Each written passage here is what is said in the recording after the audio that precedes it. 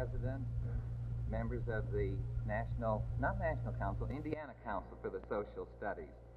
Probably if Dorothy McClure was up here a little while ago, she probably put in a plug for the National Council, too. It's really a pleasure to be here with you this morning.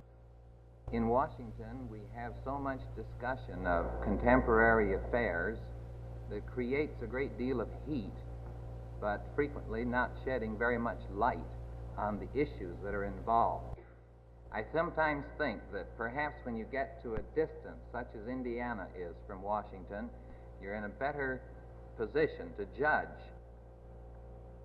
on current affairs, contemporary problems, than you are when you're mixed up in the heat of it in Washington. I hope that that's the case and that there's some good, clear thinking being done in the teaching of current affairs out in this area. I know there is from what I read about what comes out of Indiana and some of your neighboring states. It seems to me, however, that the most pressing problem with respect to the teaching of current affairs is the decision as to whether or not we're going to teach them. So many people today seem to feel that the only history it's safe to teach is that ended at about the time of the Spanish-American War era in America. And we have many exceptions being taken by people throughout in various parts of the country to the teaching of contemporary affairs, particularly those aspects of contemporary affairs that may involve the discussion of controversial issues. Now, it seems to me that that is a mistake, and that if we're going to teach contemporary problems, we've got to decide to teach them and to go about convincing the people in our local communities that contemporary affairs do need to be taught in the schools. I was in California shortly after New Year's, and in the Los Angeles area, I detected a great deal of unrest, particularly with respect to teaching about the United Nations, or UNESCO. At that time, during the very week that I was there, a curriculum unit that had been prepared by the Los Angeles Curriculum Department, a resource unit for students and teachers on UNESCO, was withdrawn because there had been serious exception taken to it by certain minority groups in the community. We find that many teachers are afraid to mention the word communism in the classroom or to explore what communism is because of pressures in the community. Those are important issues today.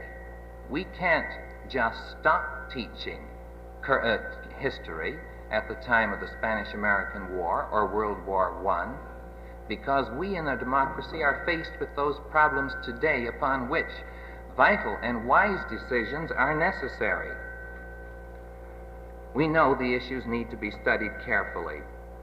A number of them that are avoided so frequently today in the area of education, North Atlantic Treaty Alliance, communism, civil rights, the United Nations, UNESCO, U.S. foreign policy.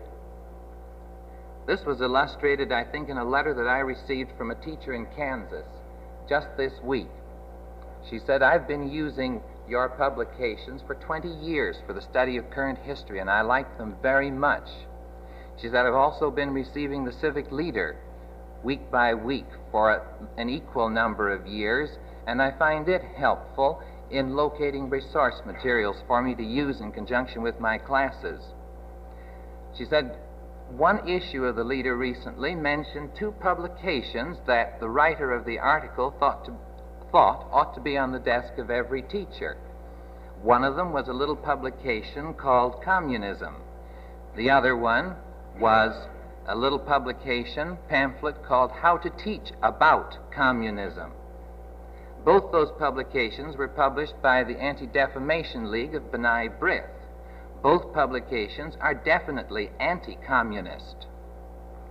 But the principal of her school had said to the teacher, "I don't think we had better order those materials. That's a very touchy issue, and I don't think that we'd better touch it in the classroom." Well, now that's just one example.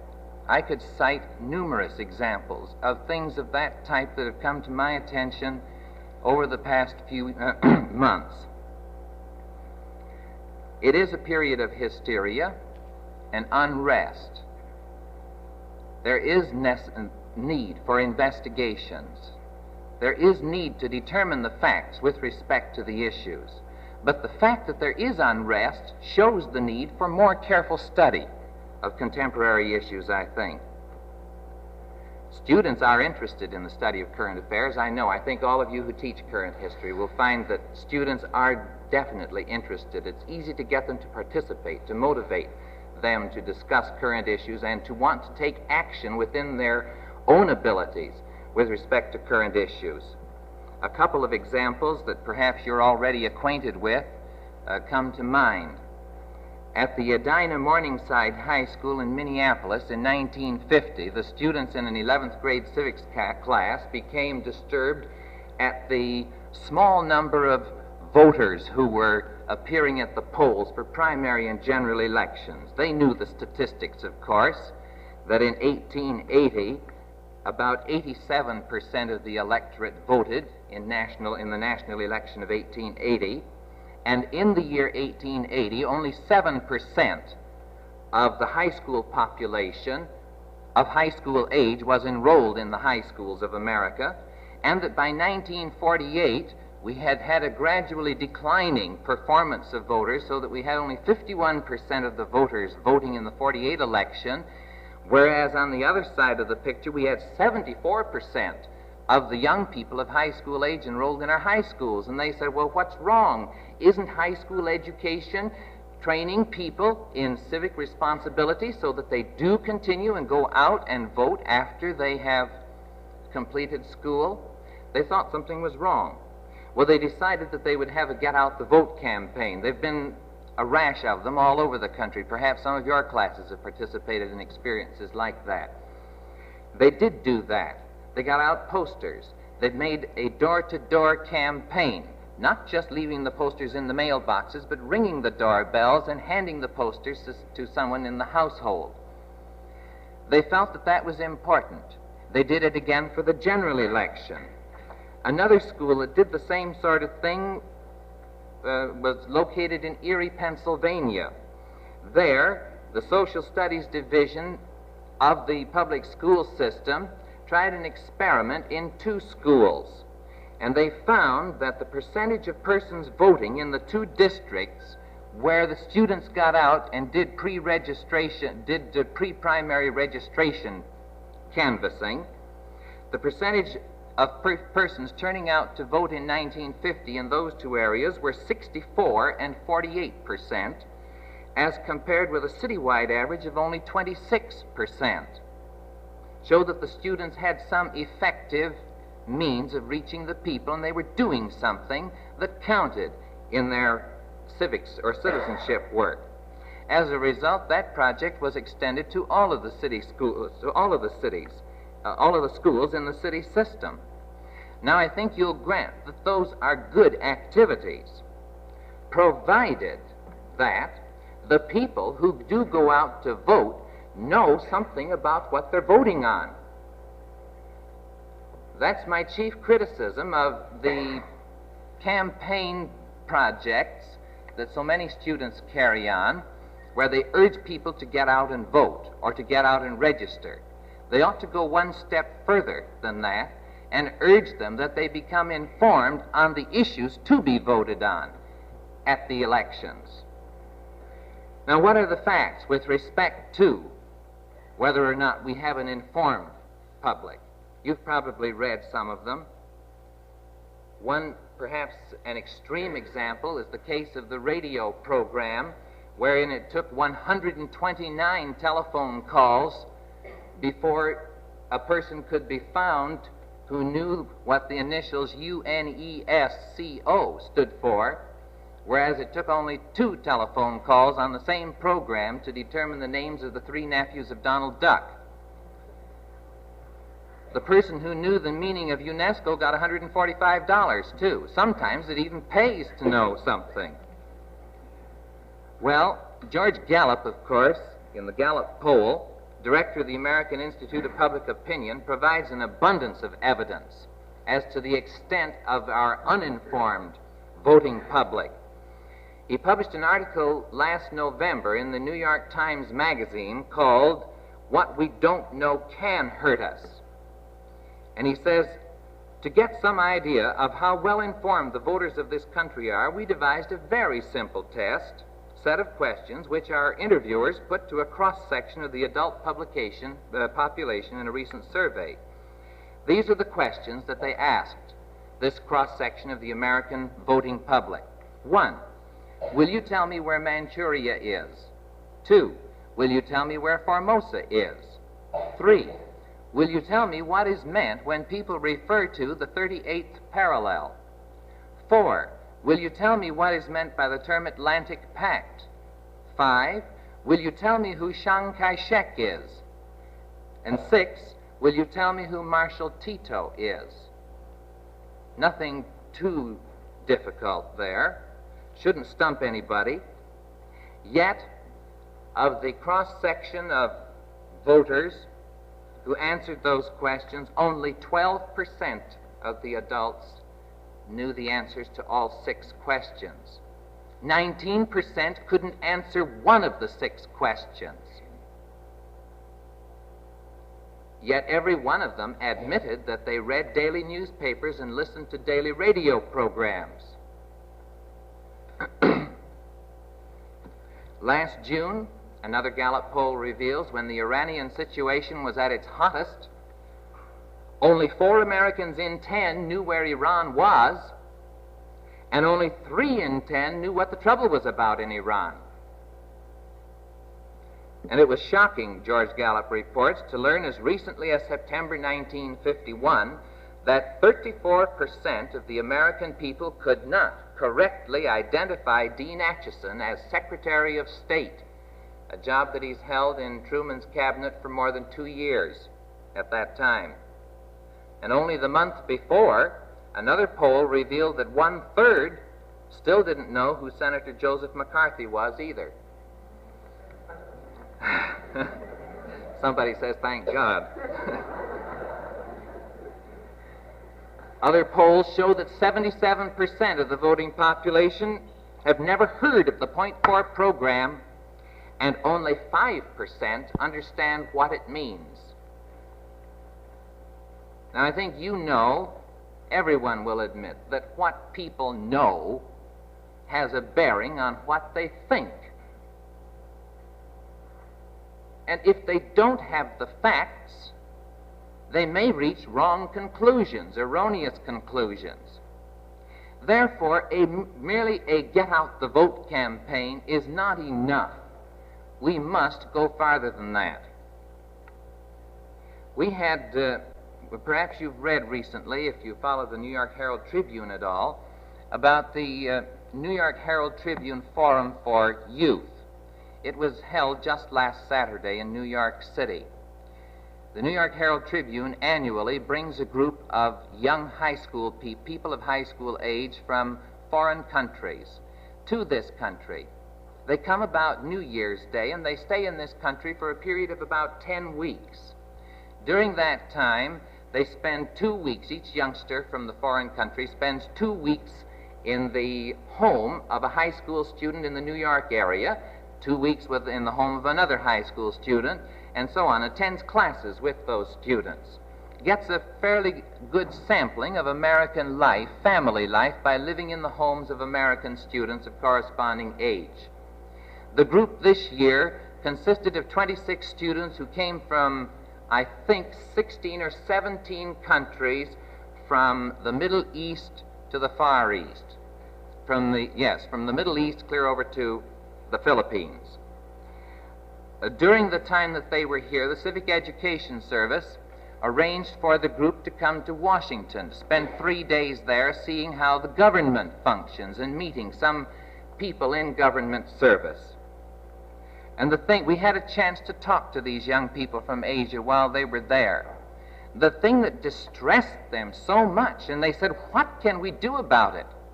The thing that distressed them so much is that the American boys and girls don't know about their countries, don't know what they're doing and thinking. One of the little girls there, I think she came from Siam, told me, I went into the high school library in New York, where, I don't know whether it's New York City or one of the suburbs, where I was stationed for 2 weeks, where I was living for 2 weeks, and she said, aside from an encyclopedia article on Siam, there were only 36 pages of material in that whole school library dealing with my country. They're resentful, and perhaps they have a right to be resentful, because we feel that Asia bulks pretty large on our horizons these days, and we feel that we are doing what is right for our policy and for the Asiatic peoples, but we sometimes ought to question ourselves, do we know enough about the people to know what is the right thing? We aren't too well informed.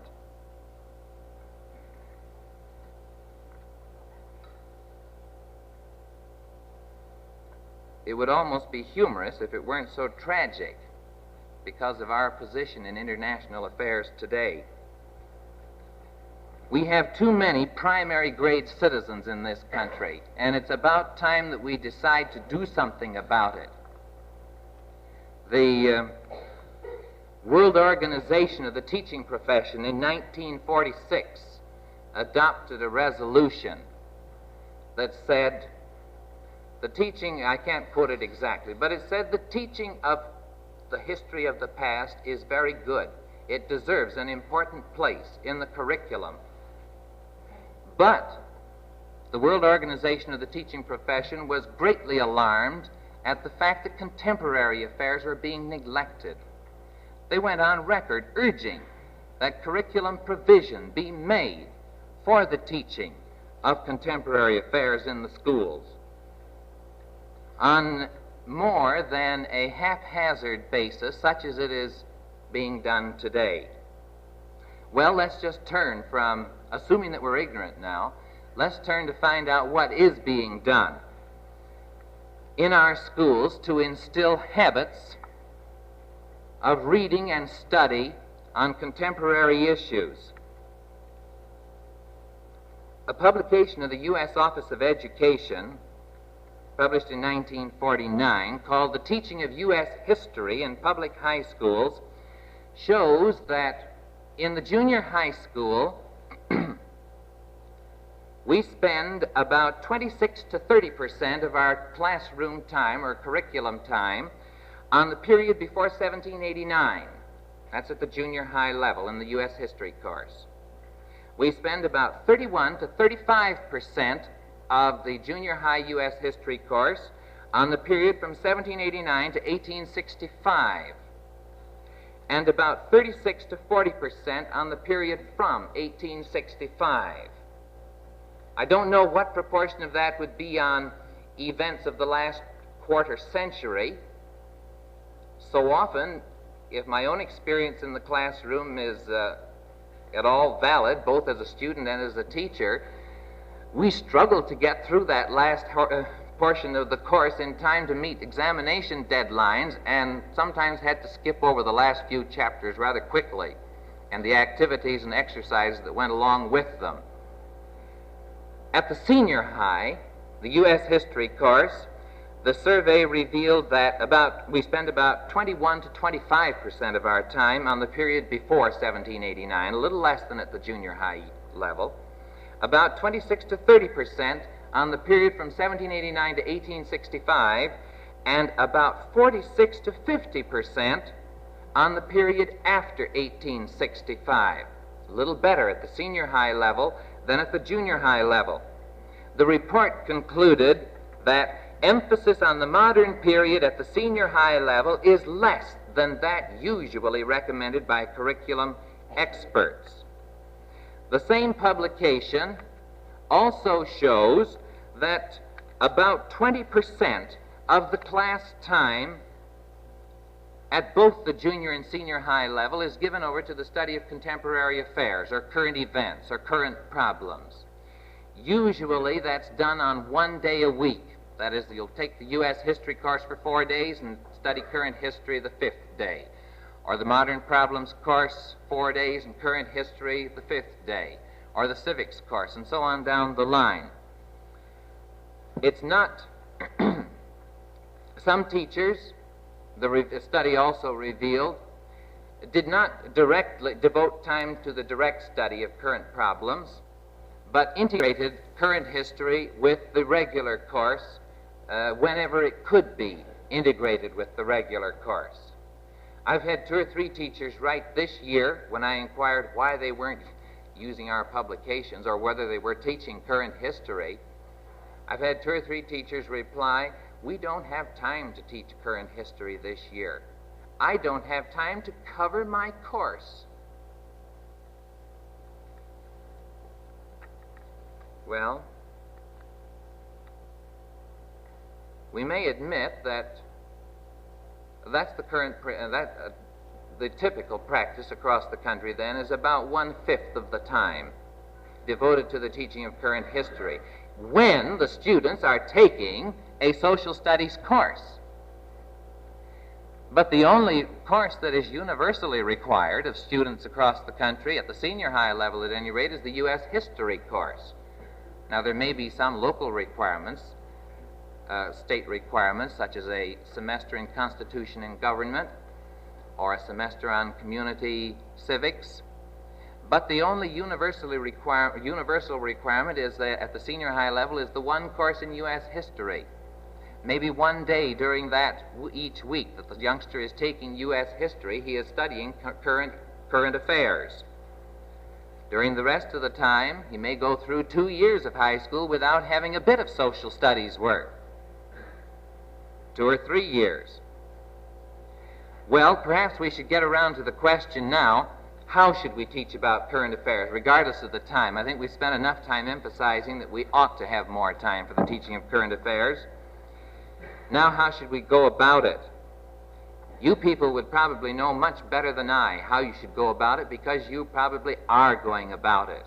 And experience is the best teacher as to what method is most effective with you and your particular group of students.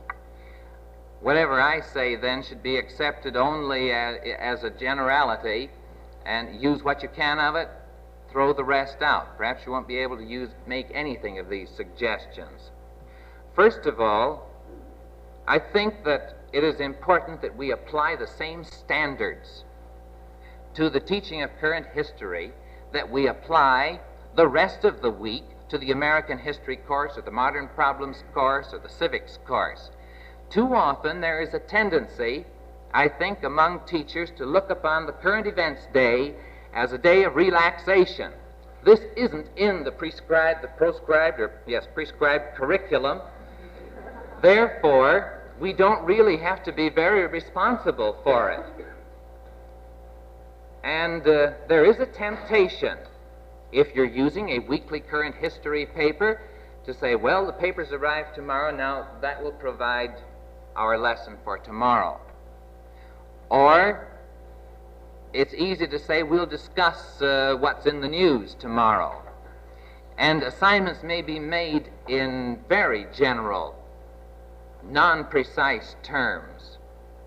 I think that if you expect students to take their study of current history at all seriously, you must apply precisely the same standards of performance to the current history work that you apply to any other work. That means that you make very careful assignments on current history for the teaching of current history, just as you do for the teaching of anything else in your course. That when you come to test achievement in your other as you do in other social studies courses, that you include current history as a part of the achievement testing program. That you encourage attitudes of serious study with respect to current history, just as you do with the U.S. history course. Don't give the students the idea that current history is unimportant. Second, supposing that you do have only 1 hour a week, for the study of current history. I think it's a mistake, if you do have only that much time, to try to make a sort of survey of the events of the whole week.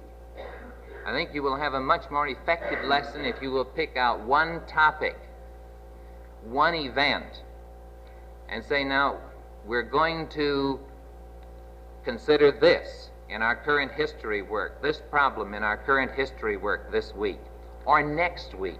Much better to make the assignments a week in advance so that there will be some opportunity for committee or individual work on the problem. Don't try to cover too much ground.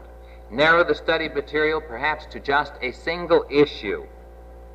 Make assignments in advance so that students come to class prepared.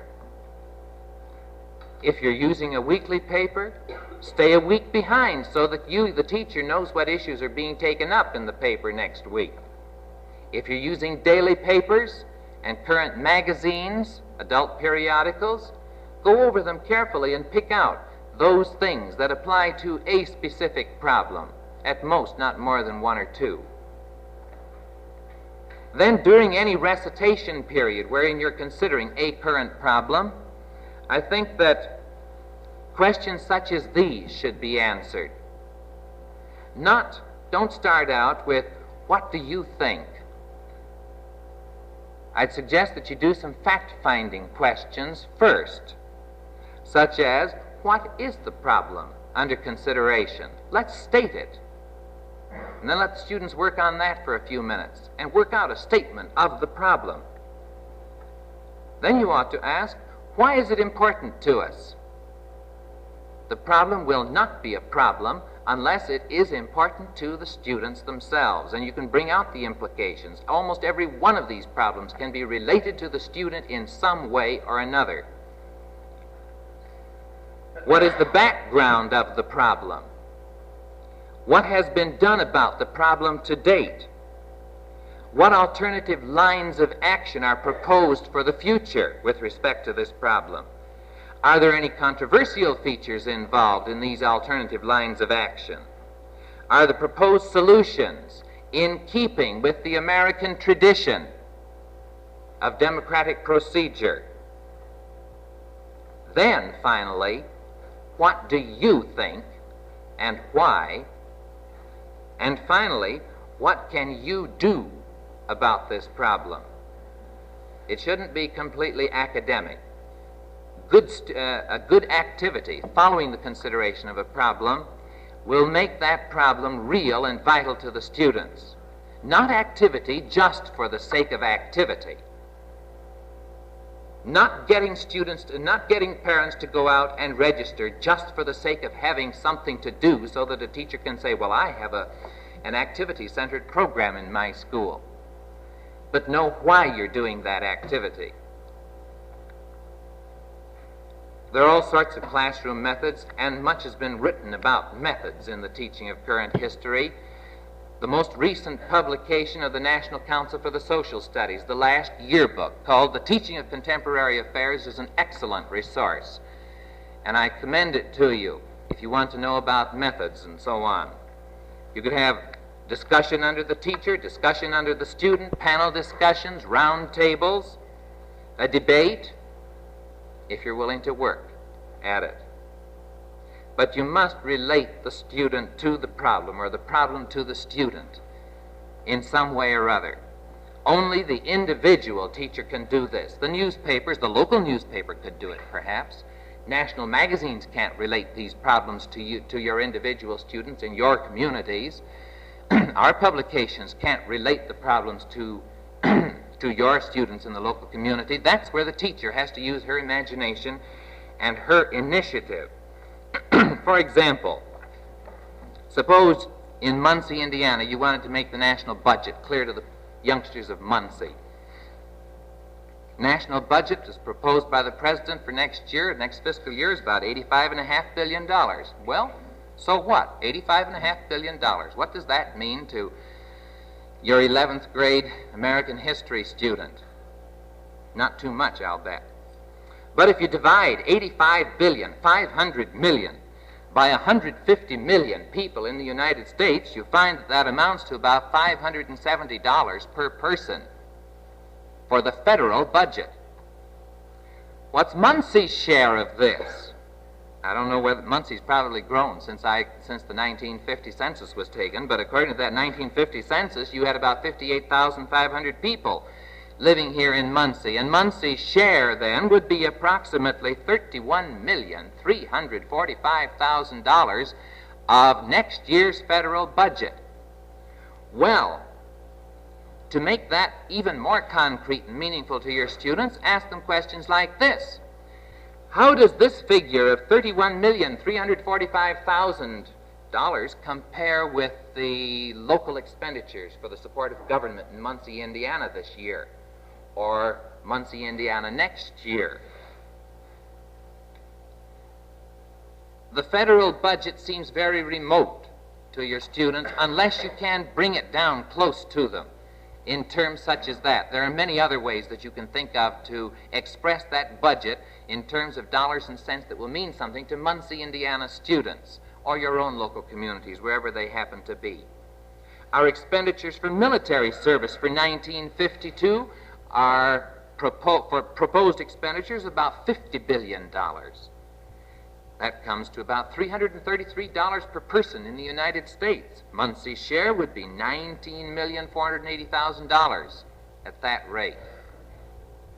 Foreign economic aid for 1952.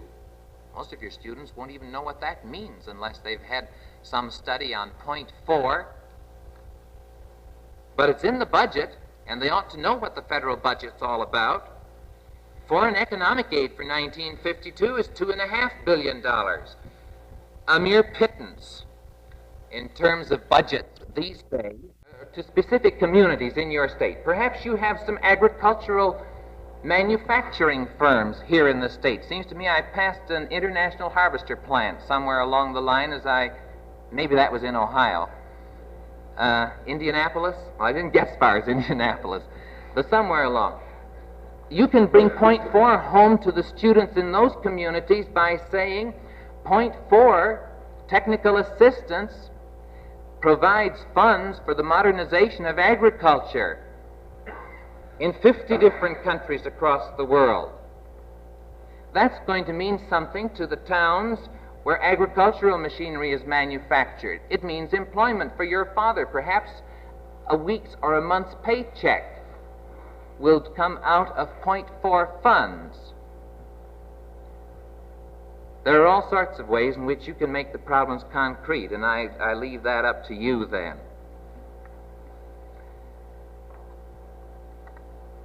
Other things that the teacher can do to make current events come alive for students, perhaps you're all doing them already, is to maintain lively bulletin boards. Occasionally use motion pictures to dramatize the current scene. Film strips or recordings. But be careful that you don't look upon the use of those visual aids as recreational activities. Use a visual aid only when there is a specific need for it, not merely to entertain. Maintain an adequate classroom reference library containing plenty of reference material on contemporary affairs. Things such as your local newspapers,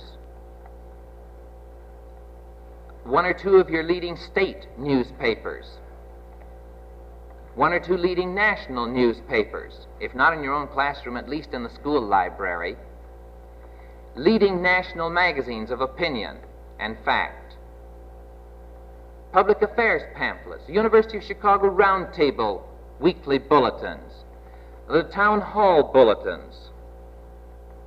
There are dozens of things that you could get. Releases from the federal government and your state government. Most teachers don't take advantage of the tremendous resources, factual resources of the federal government. Write to the superintendent of documents and tell him to put your name on his mailing list. He'll be glad to do it. Then you'll receive regular notices of government publications on 1,001 topics, many of which you will find useful in your current affairs study, and it won't cost you anything, or a very small amount. Then I think that, finally, any study of current affairs should culminate in some worthwhile activities, so that your students get the feeling that they are citizens now, not preparing to be citizens at age 21 when they can vote. That's only one aspect of it. But let them have the feeling that they are important right now. And here are a couple of examples. In Madison, Wisconsin, the young people there organized a youth council for the purpose of providing a way through which, in their own words, Madison boys and girls can join hands with adults in serving the community. So successful were their efforts that a movie called Make Way for Youth was made by the Youth Division of the National Social Welfare Assembly to describe the work of the Madison boys and girls in their youth council. At South Philadelphia High School for Girls in Philadelphia, a social studies class there established and maintained a referral bureau through which the girls at South Philadelphia High School could volunteer their services on a part-time basis to 30 social welfare agencies operating in the South Philadelphia area. The welfare agencies cooperated by sending job descriptions and job qualification requirement sheets to the school so that the girls could work out their own methods of cooperating with these 30 social welfare agencies. That was meaningful citizenship study. In Renton, Washington, a high school civics class studying community and health recreation problems organized a project in which 15,000 toys were collected and rebuilt and given to the children's hospitals in their surrounding community. At Cleveland, Ohio, in the Wilbur Wright Junior High School, the interview technique was reversed when the city council came to the high school to tell the students how their city government was run. At Brookings, South Dakota, high school students studying contemporary world affairs have been presenting weekly panel discussions over the local radio station. It wasn't more than 2 years ago that I visited at New Albany, Indiana, and watched students there doing exactly the same thing. I think the high school there owns its own radio station, doesn't it? And is used to broadcast community and school affairs. I thought it was a marvelous project that was going on. Other schools do such things. Teachers, not necessarily a whole school, but cooperating social studies teachers or a social studies department, sponsor a speakers bureau wherein students who are well qualified, who've gathered the facts on a number of issues, can go out and supply a couple of speakers or a debate team to a luncheon club, the men's luncheon clubs, the women's service organizations, church groups, anywhere in the local community. Get the students to telling about world affairs or contemporary affairs. They don't have to be national affairs. It might be a very local situation. But get them worked in on it, too. They bring outside speakers into the classroom or the school assembly. They send students out into the community for conferences or interviews with community leaders, particularly when local problems are under discussion. Most local radio stations are more than happy to cooperate with school groups on the sponsorship of local weekly radio panels discussing contemporary affairs. Most local newspapers, too, are willing to consider student contributions or student opinions on contemporary affairs. There are 1,001 different ways in which you could work current affairs into your classroom, provided you're willing to find the time to do so. Back in the school where I was teaching in Milwaukee, at the time before, this was before World War II started, we had thought for a long time that with the threat of our involvement in the war, it might be a good idea if all of our students there took a first aid course and if all of our students there took a swimming course, the boys at any rate. not much was done about it. Swimming was offered as an elective, and not too many people took it. Not too many of the boys took it.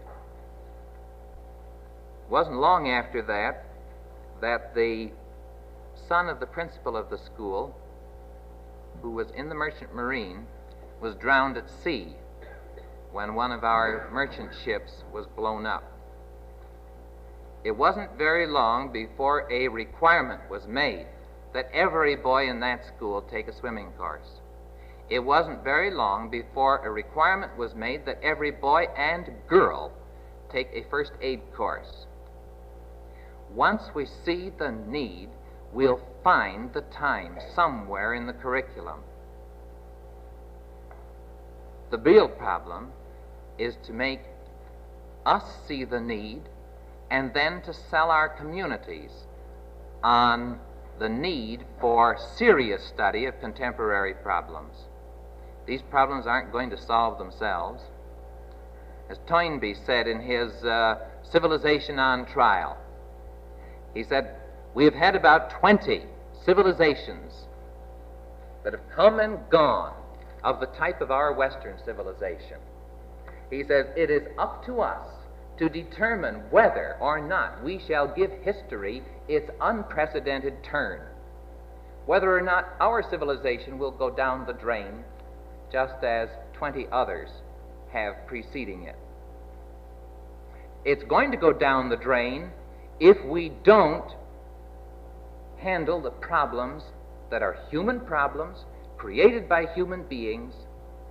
Therefore, they're not insurmountable, but they do require an awful lot of thought and action, and I commend that to you. Thanks ever so much for letting me speak to you, and I hope I'll see you all again sometime.